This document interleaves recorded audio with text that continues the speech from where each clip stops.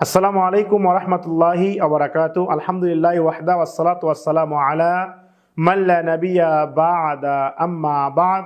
যাবতীয় হামদ ও সানার পর ইউনাইট টিভির পক্ষ থেকে সকলকে আন্তরিক শুভেচ্ছা ও মোবারকবাদ জানিয়ে আমার সংক্ষিপ্ত আলোচনা শুরু করছি।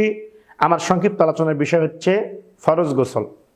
সম্মানিত দর্শক ও শ্রোতা মণ্ডলী, আপনাদেরকে বলতে চাই, আল্লাহ রাব্বুল আলামিন বলেছেন, যদি তোমরা অপবিত্র থাকো, যদি আমরা অপবিত্র থাকি, তাহলে আমাদেরকে পবিত্রতা অর্জন করার কথা আল্লাহ রাব্বুল আলামিন নির্দেশ দিয়েছেন।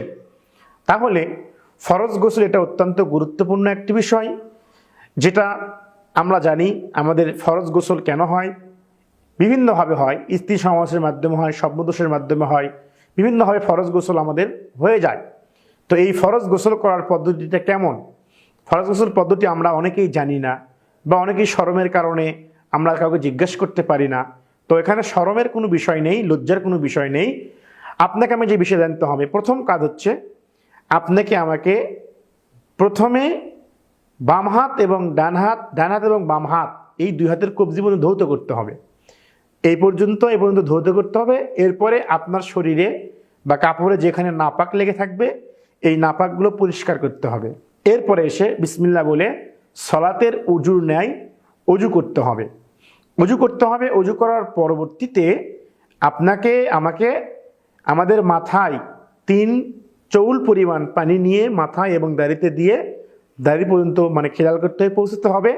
এইভাবে এরপরে পুরো শরীর ধৌত করে আমাদেরকে ফরজ গোসল শেষ করতে হবে। তবে এখানে একটি বিষয়, যে স্বামী স্ত্রী একসঙ্গে ফরজ গোসল করতে পারে কিনা? হ্যাঁ, করতে পারে।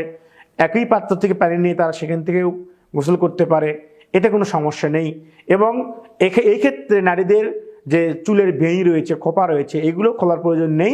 তবে শুধুমাত্র তাদের চুলের গোড়াতে পানি পৌঁছতে পারলেই হবে। আল্লাহ রাব্বুল আলামিন আমাদেরকে ফরজ গোসলের নিয়মটা জেনে এবং বুঝে সঠিকভাবে গোসল আদায় করে যেন আমরা আমাদের আল্লাহর দেওয়া বিধান ইবাদত করতে পারি। আল্লাহুম্মা আমিন। আসসালামু আলাইকুম ওয়া রাহমাতুল্লাহি ওয়া বারাকাতুহু।